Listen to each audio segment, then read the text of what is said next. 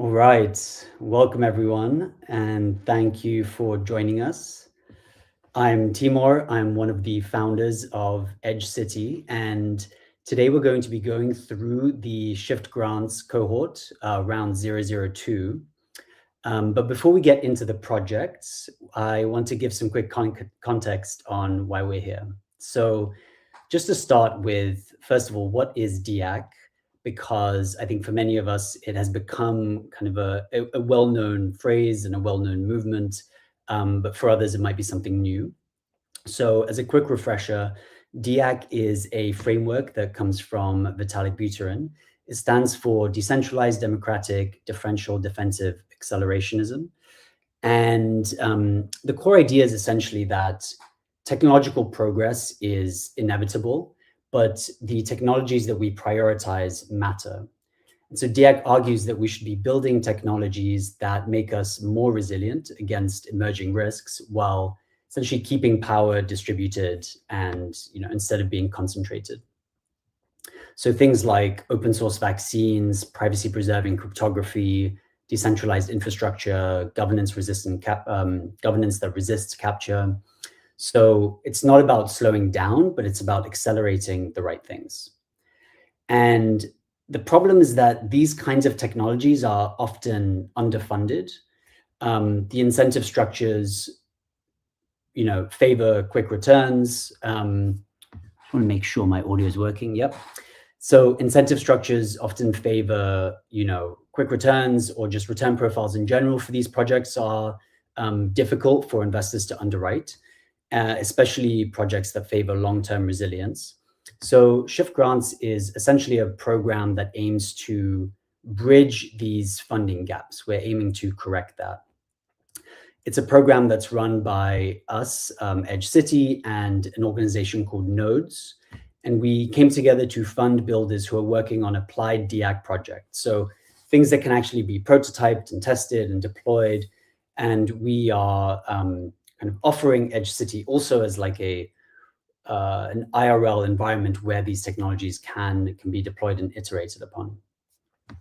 So this program would really not be possible without the people funding it. So just a massive, massive thank you to Vitalik, to Trent McConaughey, Scott Nelson, Jake Hartnell, and Nimes Gari.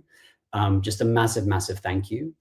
And there's also another group of people that we really need to thank, who are the jury and the judges on these projects. This takes a lot of work. It's actually mind-blowing how much work it takes to do a really well-run grants program. Many, dozens of hours of work. And these people are volunteering their time because they care about they care about the movement. They care about these technologies. And this really would not be a thing without them. So thank you all so, so much.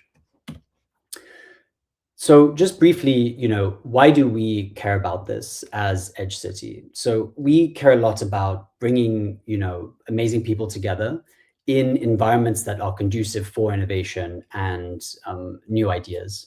So we run these pop-up villages around the world, and these are really places for these kinds of ideas to get tested in real time.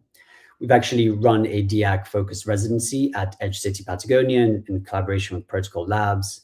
And that experience really reinforced what we believed, which is that this is a field that has a lot of potential, but really needs novel funding mechanisms.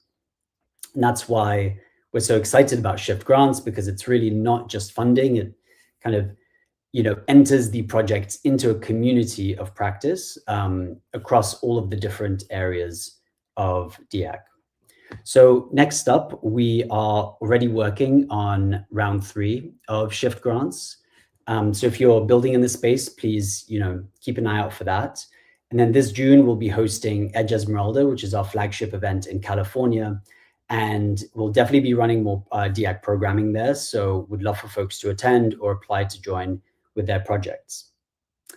And with that, I will hand it over to the Nodes team to introduce our round 2 grantees. So that'll be Alexandra. Thank you. Thank you, Timur. Hello, everyone.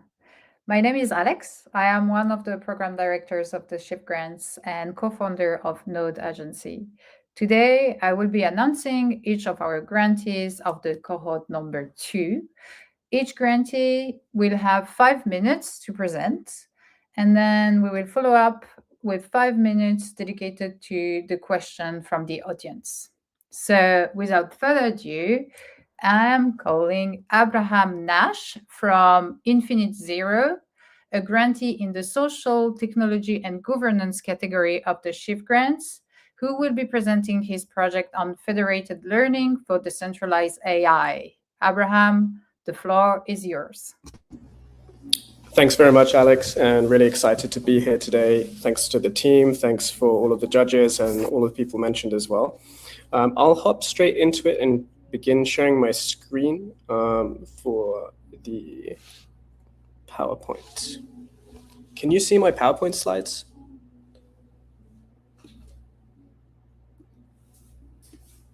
Anyone able to confirm for me?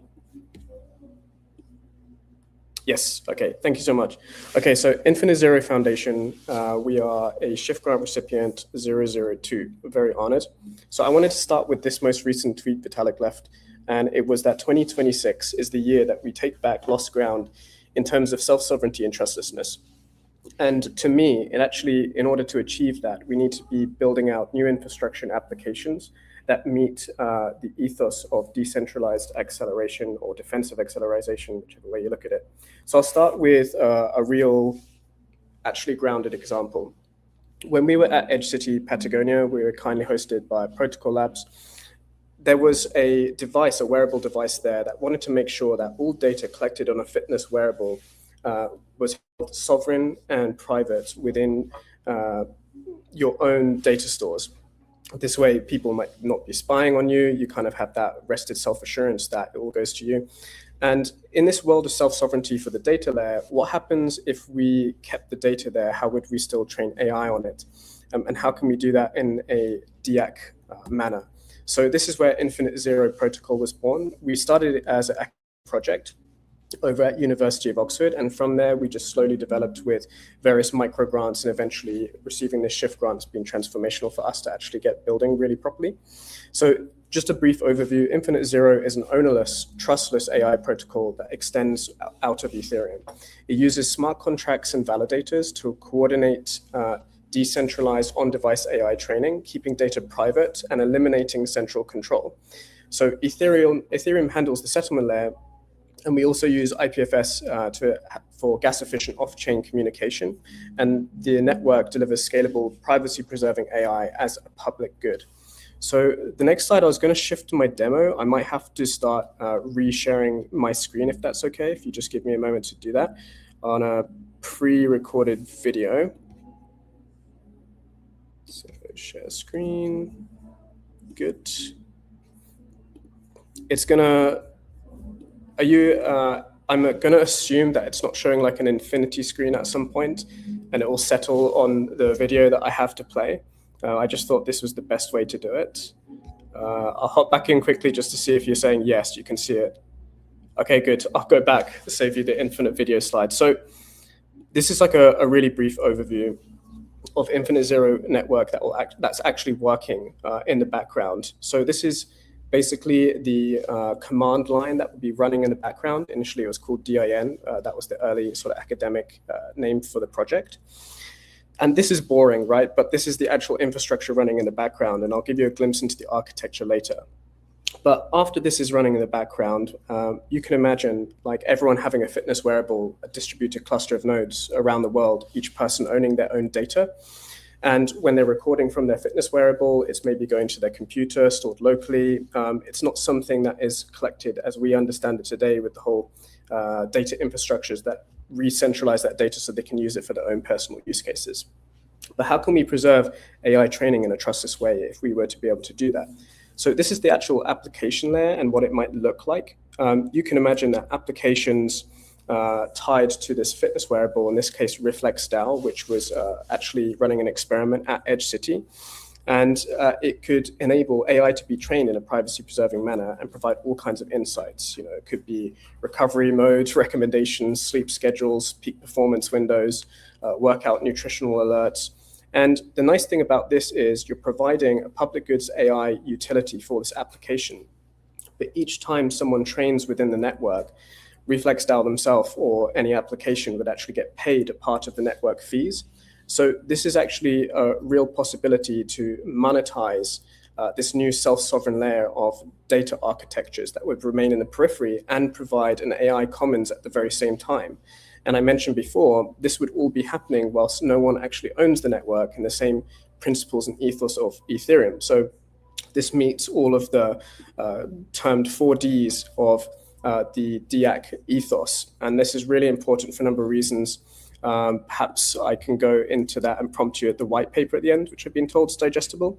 But I'm going to just go back now to finish up the presentation. So if I go back to sharing the screen, good. So the origins of the data layer really started to form with the World Wide Web. It was this idea that any garage owner or businessman in the local community could bring up their page online and represent themselves with data. This quickly became what we know as Web 2. So essentially, there was a power capture of that data, and it's all vacuumed up hierarchically so that they could monetize it and, in the most recent era, apply AI to it. But we kind of want to re-decentralize that data layer and enable AI at the same time, which is what Infinite Zero Foundation achieves. So we're infrastructural, but you can see how it can now support a whole host of applications in the periphery, enable this self-sovereignty layer of data in the periphery, and train AI at the same time, all within a fully trustless way. This is a pretty quick glimpse. It looks a bit overwhelming, but essentially you have smart contracts, IPFS, the person training the AI model, and the participants, which is you and me and anyone who might own a fitness wearable, or it might be any other use case. I've spoken recently with people in energy infrastructure, from solar panels to you name it. It's quite expensive. And this is an example. So it could be decentralized social media like Farcaster, other wearable devices, solar panels, home assistant tools, self-driving cars. And that application that I showed you is kind of what everyone would see. So now we've actually brought Web3 into the back end where I believe it really should be, enabling users to engage with these applications and potentially even be financially incentivized with stable coins for proprietary models that are trained, all without having the hassle of needing to be literate in what is quite a complex technology, which is another part of what we're trying to drive. So this is an inclusive AI economy that meets DIAC principles. Our next steps, we're about to launch our DevNet. We have a whole host of validators signed up since we attended Edge Patagonia. And there's nothing much more to say than if you want to get involved, please reach out. I'm going to leave this up on the screen. This is actually our GitHub repository. Everything has been open source from day one. You can see our latest updates and code developments being built out of the main branches for the demo. And I thank you for your time. Thank you so much, Abraham. I actually have one question from the public. What do you see as the main adoption bottleneck today? And which part of the stack are you prioritizing to unblock first? The main adoption barrier for me is this literacy in Web3. You know, that we remember back when there was this kind of activation threshold to get people to use the web. Our parents, our grandparents almost found it difficult to use those devices. So it's not so much from the technology stance, but if you want mass scale adoption, you need to, in my view, bring Web3 infrastructurally back end and enable a familiar user interface from which people can engage with. And for example, we make some key assumptions in the rewards. There's lots of ecosystems that are rewarding people for their data, say with a native coin. And we've seen that this is largely driven by macro trends of altcoins, tokenomics, ups and downs. So we remove that, we bring it all back end. Our validators will stake something so that we can ensure a security threat model. But the front end, all people will ever see at most is either nothing to do with stable coins or digital infrastructure. They will just enjoy the utility of the AI that's trained. And if they are to be rewarded with something, it would be a stable currency like stable coins. And this maintains the value of the data, and it's a nice step from no Web3 towards a familiar format of transaction. This may seem like very cumbersome and almost non-technical, but therein lies the trap, in my view. if we get lost in all aggrandizing ourselves in the technology behind it, and we forget that we need to introduce simplicity and integration into actually adopting these tools, we forget why we started this in the first place. So for me, it's actually more of a user barrier than the technology itself. Thanks. All right. Thank you so much. Thank you, Abraham. All right. We are welcoming our second grantee now, Timothy Wu from Multispec Bio, who won a grant in the biosecurity and pandemic defense category of the SHIFT grants to develop a 4-hour vaccine manufacturing process. Timothy, the floor is yours. Thanks, and thanks to EdgeCity and Notes for putting this on. It's great. Let me share my screen. Go. Okay. All right. So Multispec Bio, we're a brand new startup, really focusing on delivering life-changing therapies with pinpoint precision. And so this is the Philippines. After I finished my PhD, I was backpacking around the world around 6 months, and I found myself here in the Philippines. This area is called Banawe. It's where the locals grow rice and the rice paddies, and they have villages around there. And my tour guide, Gary, he's a social worker, and he was telling me about how he would have to hike to these villages to, do social work, deliver medicine, whatever he needed for the village, and it would take about 6 to 8 hours sometimes to hike from where he lived to some of these villages, and I really got to me thinking about how do we deliver medicines to these rural areas where you're not going to have the infrastructure. They don't have a lot of electricity. They don't have a lot of cold chain storage. The area itself doesn't really lend to just storing a bunch of medicines that you might need. So it might take days to be able to get to these people, especially if you think about advanced medicines. And so this really inspired me to think about how can we make medicine more equitable and more accessible to everyone around the world, especially the people that need it. And when you look at it, really the problem is all in the infrastructure, and why more developed countries are really easy to get drugs and some of these other countries aren't. You have your cost of manufacturing. You're going to make drugs in bulk, and so you're going to want to produce a lot of it. It's going to cost you a lot of money. And the storage and deployment is actually the biggest problem.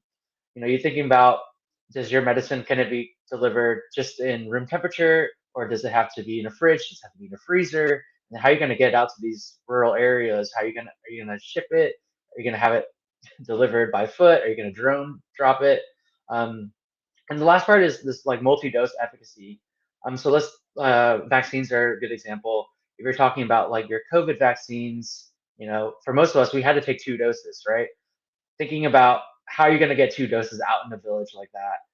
How are you going to, know who took the first dose, when did they took it? There's not really good medical tracking systems.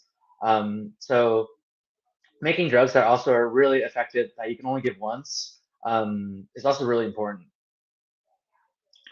And so we're manufacturing nanoparticle therapeutics at the point of care to solve a lot of these issues. And so what we're looking at is something deployable. So something that you just ship a powder, you add water, you add your DNA, and then within a couple hours, you'll be able to actually make all the proteins for your therapeutics, make all your nanoparticles, and purify it at the user.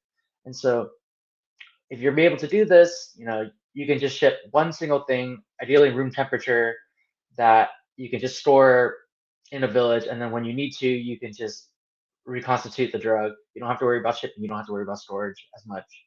The second one is customizable. So just add DNA. So instead of making a whole batch of drugs that we're just going to have to store and it might go bad, what if we just have everything that we need to make the drug, and then when we need to make a drug, we just change the one piece of it, which is the DNA, to make whatever vaccine, whatever protein. And this is going to make one manufacturing way simpler because you don't have to manufacture in bulk. 2 means that you don't have any waste. You don't have to make drugs that might never be used and then it goes bad. You can just have the precursor, let it sit there, and then when you need to make whatever drug you need to make, you just customize the DNA. And the third part is the precise and effective. So we're really focused on using nanoparticles to enhance the efficacy, enhance the precision, where it gets in your body. And so we think that this third layer of therapeutics is really going to help make drugs more accessible and more effective. And so the first 2 parts are actually, there are other groups that are working on it, and that's something that we're building off of. And what we're really focused on is how to integrate our nanoparticle therapeutic side to these manufacturing processes to ensure that we have more effective therapies. And so a lot of this work is based on my PhD at Northwestern and some of my lab mates we were working on. And so on the first part, we have the manufacturing process, which we've developed pretty rigorously. We were using it for delivering mRNA therapeutics to very specific cells as our application case. And then the second part is that we took the technology and then we actually developed a proof of concept Nipah virus nanoparticle vaccine. So Nipah virus is a pretty deadly virus that is coming up in the developing world, and we don't have really good vaccines for it. And we found that using nanoparticles, we can actually make better vaccines than if it was just like an epitope vaccine. And so by putting the antigen onto our nanoparticles, it actually more looks like a virus. We call it like viral-like particles. And it was able to induce better immune response in mice. And so this is kind of the framework of what the technology that we're building on. And we're really thinking about, all right, like how do we bring this to the next level? How do we keep working to actually get this outside of the lab and into these villages or these areas? And so the SHIFT grant is really going to allow us to explore the translational potential of our technology. So the 3 milestones that we're really looking at is first looking at like the yield and scale manufacturing studies. We were just doing this for mice, but we want to know, how cheap can we get this to make it a vaccine for like 50 doses, 100 doses? Can we optimize our processes right now to get that to the point where it's really, really affordable, where we can get, doses under 10 cents, 1 cent. And so we really want to do some of these cost benefit analysis, some of these cost of goods and service analysis, and really figure out the engineering.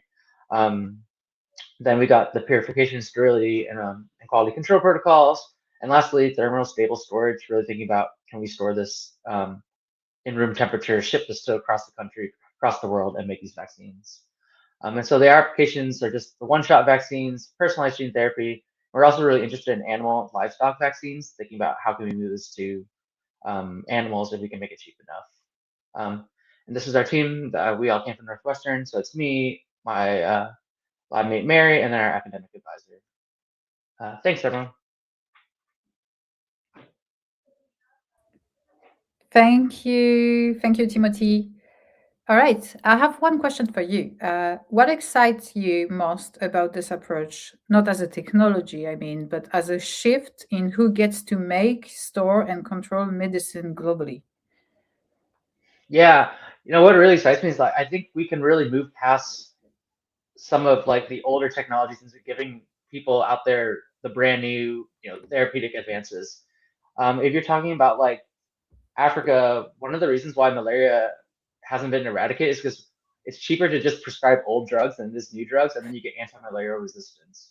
And so, thinking about that, like if we can make the newer drugs cheap too, then we can actually attack a lot of these diseases with the brand new technology and actually think about eradicating them and not just kind of, just making it kind of waddle along. Yeah. All right. Thank you. Thank you so much, Timothy. All right. Let's call Michael Johnson now on stage from Symmetry Institute. He's a grantee in the SHIFT grant category of neurotechnology and augmented cognition. He's going to present his project of vasocomputational to map the vascular basis of consciousness, a project part of a bigger endeavor to map consciousness and physiology. Thanks, Alex. Yeah, so I'm just going to walk through it right here. So the project that we applied for a grant for is called vasocomputation. And this is a novel systems neuroscience thesis that essentially vascular tension holds priors on neural dynamic range. And to unpack that a little bit, basically, there's a layer of muscle around all your blood vessels. And the thesis is that when this clenches, it'll stabilize local neural patterns and essentially act as a side channel memory for which patterns are not allowed to change. And so basically the thesis is that this is a surprisingly important system for holding the context of what neurons are computing. And so a really juicy part of this thesis is what I'm calling latches. And it's this vascular muscle is a type of smooth muscle.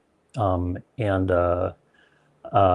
smooth muscle has this special latch bridge mechanism where it can basically not only clench, but lock itself shut, kind of literally glue itself shut with a phosphate group. So this is it's juicy because these latches are discrete, localized, computationally significant, measurable, perhaps openable. And so there's a lot of things across various, somatic practices and psychology and physiology of, okay, stuck patterns, sticky Bayesian priors, frozen sensations, trauma even.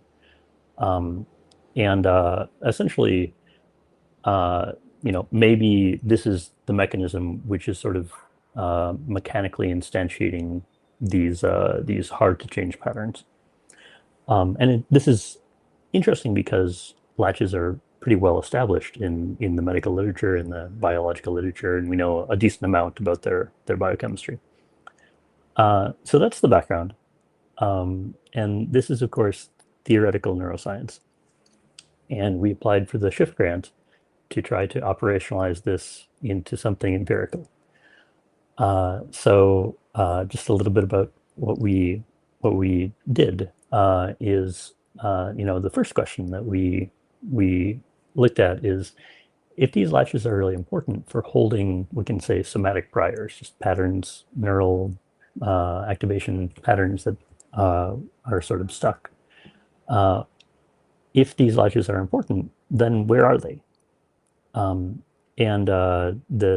The working hypothesis that we used, there's a famous phrase, quip in various communities: trauma is stored in the hips. And there are going to be different classes of these vascular latches, but plausibly the psoas area collects chronic vascular tension. So we used Edge Patagonia as sort of an experimental laboratory, and assembled a few cohorts of what's called TRE, tension release exercise. It's basically when you tire out your psoas muscles near your hip, and then it starts to tremble. You basically get little tremors, and afterwards you feel much more free. So the hypothesis was that doing a before and after scan, before and after this TRE, tension release exercise, maybe we would see something interesting. And then the second question that we looked at was, how do we see latches in the body? And there's a lot of interesting science here. And we settled on a plausible approach using this portable ultrasound, the Butterfly IQ. It has really impressive theoretical specs, and we can. So we bought a couple and used them. So we already did a low resolution initial run at Edge Patagonia, So basically, we scan people SOAS, we had them do TRE, and then we scanned their SOAS again. The next stage in this process is a high resolution multimodal experiment with both it's called ULM and thermal imaging. And ULM is another word for this is microbubbles. Basically, we can inject little tiny contrast agents, little synthetic bubbles that when ultrasound hits them, they deform a lot, and so they're very bright on ultrasound. So it helps us gather information in much better resolution.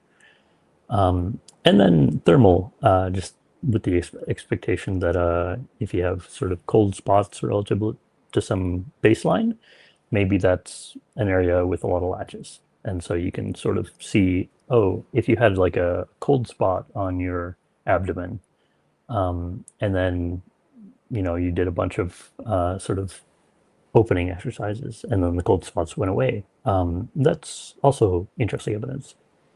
So,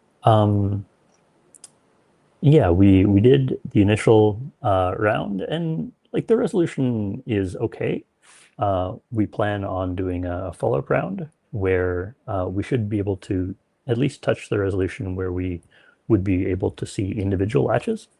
So that feels very, very exciting. To my knowledge, this hasn't ever been done before. And we should have some novel imaging that to share with the world, I guess I would say. Really grateful for the team and an Edge and Shift as well. Thanks. Thank you so much, Michael. I have a question for you. What feels most I'm not getting paradigm- audio. Can you hear me? I can't. I can reconnect. It's weird. People can hear me? I'll hop off and on really. All right.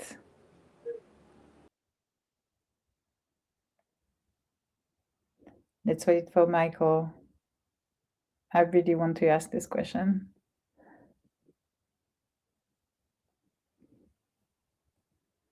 Maybe we can actually keep this up. Oh, you're here. Can you hear me? Yeah, I can hear you. All right. So, question for you, Michael. What feels most paradigm shifting to you about this work? And what do you think it could invite us to reconsider about the mind or maybe about ourselves? Yeah. There are a lot of aspects to this that we could unpack, but I think in simple terms, if vascular tension really is sort of the core way that the brain or nervous system in general holds context, and sometimes the sort of the natural garbage collection of this system gets confused and sort of leaves things stuck. This could be a nice, clean explanation of a lot of things that could open the door for various interesting therapies. And especially, I mean, I'm particularly excited about this idea of different sorts of awakening in different, practices like classical Buddhism or whatever. Are these related to latch opening events? And that to me is very personally exciting to chase after. Thank you so much. Thank you, Michael. Thanks. Now it's time to call Gavin Taylor from Resonant Health, grantees of the Biosecurity and Pandemic Defense track of the SHIFT grants. He will present his open source radio frequency antiviral wearable project. Gavin, the floor is yours. Great, thank you. I have some slides. Okay, there they are. Great. Yeah, well, thanks very much for the introduction. It's great to be part of Shift Grants and presenting here. And yeah, I'm at a fairly new startup called Resonant Health, where we're using radio frequency to develop antiviral technology. And that has a range of potential applications, but for Shift, we're interested in how we can use that for wearable personal biodefense in future. So first of all, why do this at all? Well, when there was the COVID pandemic starting in 2020, we found that vaccines and drugs took quite a while to be developed. Took a year to get the first vaccine out and nearly 2 years for the first antiviral. And yeah, certainly far too slow to contain the pandemic. And even CEPI's ambitious goal of having vaccines available in 100 days after the outbreak of a new pandemic virus is still putting casualties and cumulative deaths in the hundreds of thousands. So we'd like something faster.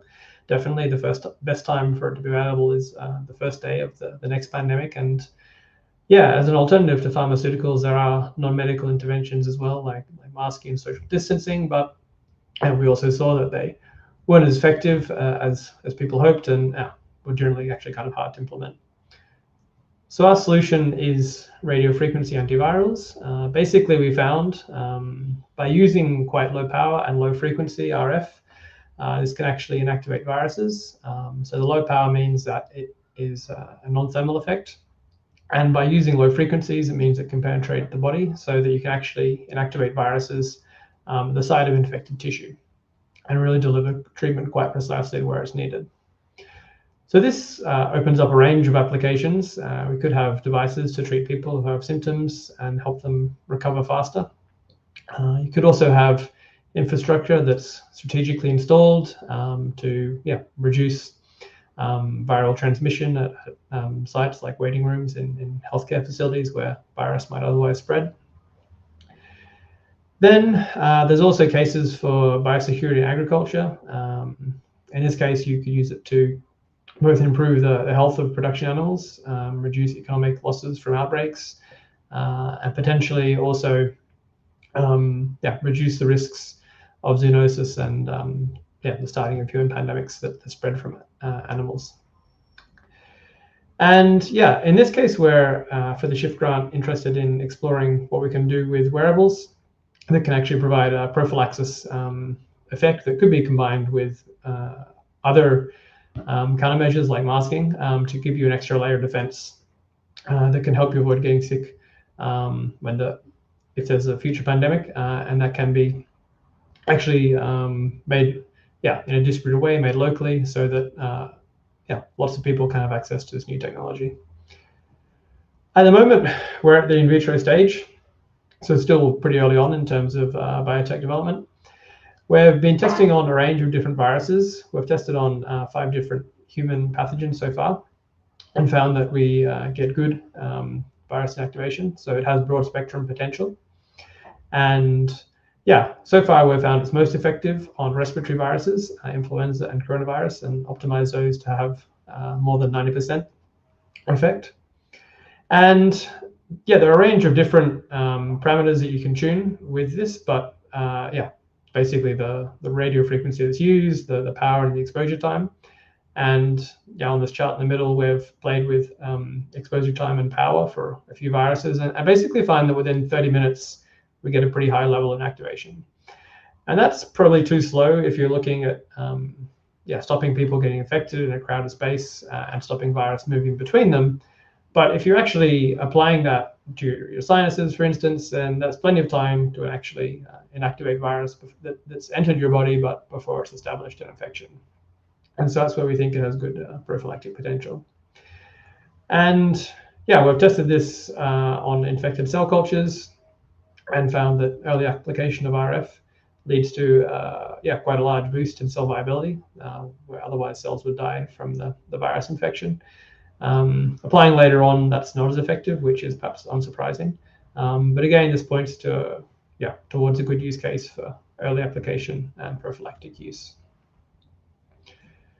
So with the Shift grant, what we really like to do is actually take this from our work in the lab with cells onto doing a pilot animal study. That's going to be supported with some other resources we have at Resonant. But we really want to demonstrate that applying RF to infected animals actually does give them a good therapeutic potential to either treat or stop infections. Now, after I've demonstrated that, we'd move on to actually doing some RF modeling, looking at how to, or where we'd place antennas on the body and how they would be designed in order to ensure that we get the right RF power at infected tissues to destroy the viruses there. And then, yeah, with that, we can then move on to wearable design. So we'd make this an open source wearable. We think that this has a lot of potential for, yeah, kind of decentralized community involvement. And one thing is we think that this would actually go better as a wellness device rather than a medical device, because, yeah, basically with a wearable, it seems that it would be kind of hard to get that through the usual kind of FDA clearance process in order to show it has or prove it has a prophylactic potential. But you can still basically make and distribute the same device with different claims as yeah, promoting wellness essentially from avoiding infections, and that would be fine. So yeah, overall we see this as very aligned with DIAC goals.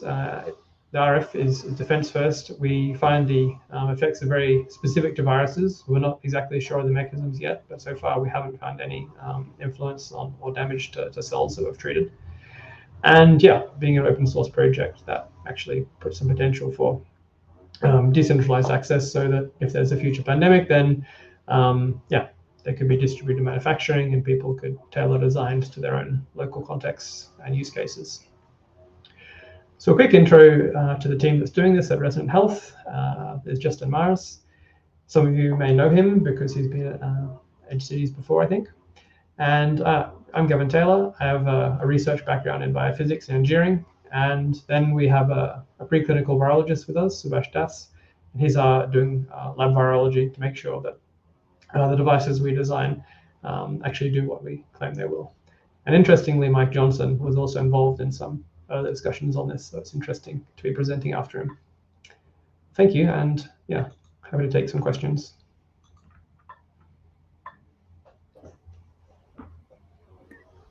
I have a question for you. Beyond pandemic, what do you think is the implication of having non-pharmaceutical, fast-acting antiviral defenses? Yeah, so I mean, it's definitely got some use for endemic seasonal viruses like seasonal flu, seasonal colds. Like, yeah, we expect that it could be effective against all of those. And actually, we're doing most of our initial development on seasonal influenza. It is definitely different from the usual pharmaceutical drug development paradigm, aiming to make blockbuster drugs. But both because you can make a device that will be used repeatedly, so there's kind of less recurring sales from that if you would have that in a pharmaceutical context. And also because it's broad spectrum, we're hoping that one device will be able to basically treat all viruses, or at least as wide a range as possible. So yeah, I think we could have definitely a lot of interest from some people, but also maybe pushback from the pharmaceutical industry on other parts of it. Thank you so much. And now we are about to listen to our last grantees of the second cohort of the SHIFT grants. I'm calling Saeed Ahmed, grantees in the category of biosecurity and pandemic defense, with his project aiming to strengthening the biosecurity in Liberia, West Africa. Saeed, the floor is yours. Thank you very much. Let me share quickly the slides. Yeah. All right. So my name is Dr. Saeed Ahmed, and I'm very happy to be here. And thank you very much, all of you, for arranging and coming to this great event. I am myself a medical epidemiologist, and my project, by virtue of this SHIFT funding, is strengthening biosafety and biosecurity in Liberia through landscape assessment. Liberia is a country of about 5.5 million in West Africa, and it is a low-income country, so resource constraint is everywhere in health sector and beyond. Quickly coming to the health and global health security profile of Liberia, International health regulations, which is a legal document which is signed by all the member countries of UN, including Liberia. There are 15 core capacities in IHR, and every year they are actually scored according to their average. And you can see on the screen that Liberia is far below satisfactory, and it stands at 48% among all 15 core capacities. So average score of Liberia is 48% as compared to the African region countries, which is 50%, and global average is 64%. So it clearly indicates that Liberia is lagging behind in certain core capacities which aim to detect, prevent, and respond to public health threats. This is another pictorial view of all these 15 core capacities, and the red arrow indicates the point of interest, which is laboratory, and it actually includes biosafety and biosecurity. So Liberia is performing far below satisfactory in this area as well. Apart from the one I mentioned, the other thing is joint external evaluation. This is a tool which is developed by WHO, and all the member countries actually conduct their assessment along with WHO and external experts, including US CDC and others. So Liberia conducted it last time in 2023, and it was the second assessment of Liberia's health system. And the results were actually appalling. It shows that the Liberia's capacity in biosafety and biosecurity is 0. When I say 0, the score is 1, but one score, as red color indicates on the left side, on the left side you can see the scoring. It starts from 1 and it goes up till 5. If any country has even no capacity, it gets the score 1, but it is labeled as red. And on the right side of the screen, you can see that Liberia in biosafety and biosecurity in particular, it has no capacity at all. So score is 1.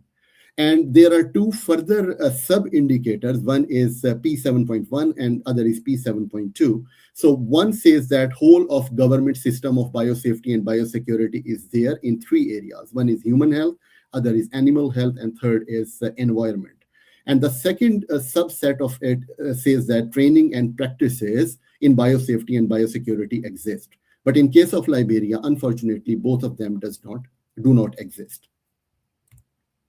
So business case is very clear. So challenge is that Liberia scores a score of 1, which means no capacity in biosafety and biosecurity. And the blind spot is that there is no national inventory of dangerous pathogens. So government doesn't know where high sequence biological agents are stored and how secure they are. So if they are accidentally released or if someone is infected because of that, there is no such inventory or mechanisms in place. And the silo is that biosafety data is stuck on paper and it is disconnected from National Surveillance and Reporting System, which is DHIS2, District Health Information System 2. So system of data reporting is there, but it is not connected to the biosafety and biosecurity piece. So that is why they are working in silos. So what is the risk? So without visibility, a lab leak or theft could go undetected until it triggers an epidemic. So that is actually the risk. What is the solution? In the given circumstances, through this funding, I have proposed a solution, again, in consultation with the National Public Health Institute of Liberia, which is the executive arm working under Ministry of Health. The solution is that there should be a thorough assessment of the landscape of biosecurity in Liberia, and a matrix should be developed. So this, through this rapid 4-month scoping initiative, I, with my team, is going to create a safety-first immune system for Liberia's public health network, and we are moving beyond the statistics, the static checklist, to build a resilient, sustainable, and integrated biosafety and biosecurity system in Liberia. And what we are doing is that we are actually following the standard WHO Laboratory Biosafety Manual 4 for the risk assessment of the National Reference Lab at Monrovia, Liberia, because Liberia has a central structure and it has a National Reference Lab in Monrovia, its capital, but it has actually 2 regional labs as well in remote areas of the country, but they are not that much activated as NRL itself is. So Bridge is that a decentralized digital pilot through this funding, which links the peripheral labs and data from national reference lab to the national grid for coordinated public health response. This slide is very interesting. I was thinking before making this slide that if someone asks me, like a layperson asks me what I'm doing in Liberia, so I think this slide is the one which is going to explain what actually I'm going to do. I'm going to do that biosafety and biosecurity is actually revolves around three things. One is lab, other is epi, which is epidemiology, and third is data. So biosafety and biosecurity is actually pivoted around these three pillars. So what I'm going to do, through this grant, I'm going to interconnect the silos between lab, epi, and data to strengthen biosafety and biosecurity. And on the right side, if you see, it has a cause and effect relationship with One Health, which is now the standard practice of managing the public health threat. And One Health says that there are three components which actually health is based upon. One is human health, other is animal health, and third is environment itself.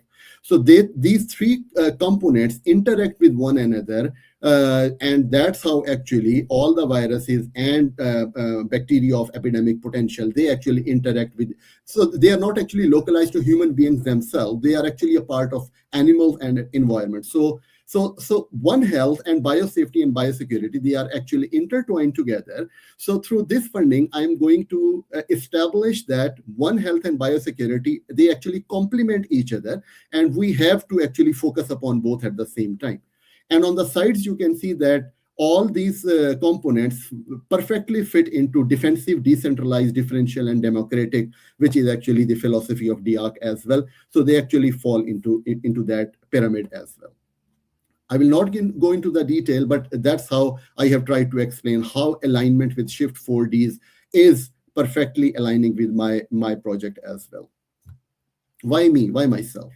So this is some nice words which Director General of National Institute of Public Health in Liberia has put for me, because I'm actually building upon this work on my previous work with Liberia, which was evaluation of integrated disease surveillance and response system. And so this is some of the testimonial which he actually wrote in favor of my work, which I actually done with Liberia previously. So my current work is actually is building upon the existing work which I already have done. So these are few of the project activities and the status. Some of the activities have been completed from the kickoff and developing the protocols, conducting the assessment, but some have been initiated only. As on number 5, you can see we are actually in the process of building the offline first reporting tool, which will develop the API mapping to link the lab data directly to the DHIS2 tracker. So that's how actually, any pandemic or epidemic potential occurring in the lab will directly be reported to the epidemiological side, the people who are actually responsible for response. So that's how that interconnectedness will really help to strengthen biosafety and biosecurity in Liberia. These are the detail of some of the other activities which are either completed, or they are pending, or they have yet to be started. Lastly, I would like to say that there are few enablers and barriers which I am going to have in this project. First of all, best thing is that government ownership is there, and then there is a high-level decision-making forum, NEPRC, which is National Epidemic Pandemic Response Committee, which is already there. DHIS2 platform is already there, and post-Ebola awareness and resilience is already there, because Liberia was hard hit by Ebola, and so in the current time, Mpox has also been there in Liberia. So pandemics and epidemics are nothing new for Liberia, but actually our focus is that they actually not try to keep on affecting the people and the mortality rate, which was very high in times of Ebola as well. On the right side, you can see there are certain barriers such as legal void, One Health silos, culture of silence is there. People don't like to talk about the weaknesses of the system, and the sustainability, and of course persecution. The fear of persecution is also there, and sustainability and financing gap. This is something which this funding is trying to fill some of it, but still gaps remain over there, and capacity building is underfunded and less prioritized. So these are very quickly some of the visuals from the field. This is the team who is working along with myself on this project. They are mostly from National Public Health Institute of Liberia. And this is an EPRC meeting, which is in progress, and I have been part of that. And these are some of the kickoff meetings with the field staff and conducting and executing this project.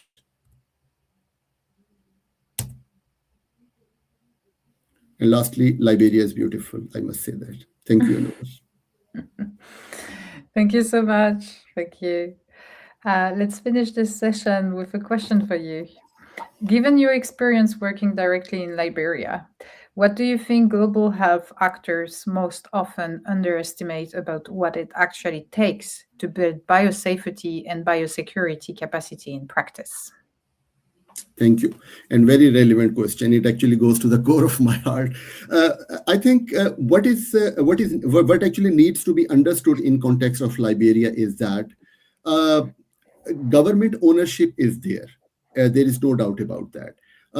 Maybe finances to some extent are there. The thing is, we need to mobilize that. The main issue is that there is no systematic assessment which exists on paper or on ground in Liberia. So what actually we need to do is we actually need to build the capacity in Liberia for a sustainable and resilient health system. Right now, what I have seen and what I see in Liberia, that the capacity and the resilience, they are actually interconnected, and they are actually missing in context of Liberia, and it actually needs to be built. Thank you. Thank you so much. All right. What a beautiful cohort. I'm excited to see what are going to be the results. This is great. So just a closing remark. So Shift Grants was created in 2025, so last year. It was rooted in the DIAC philosophy. Today, we have founded 14 projects across 6 distinct tracks, distributing over $300,000 to these initiatives. We are now beginning work on our upcoming open call for cohort number 3. To move forward and accelerate the DIAC movement, more funding is needed, as an increased number of projects are being developed in alignment with its philosophy. So if you believe in supporting decentralized, democratic, and inclusive technological progress and would like to help fund future cohort, please contact us. Thank you so much, everyone. Thank you, and congrats to all our grantees.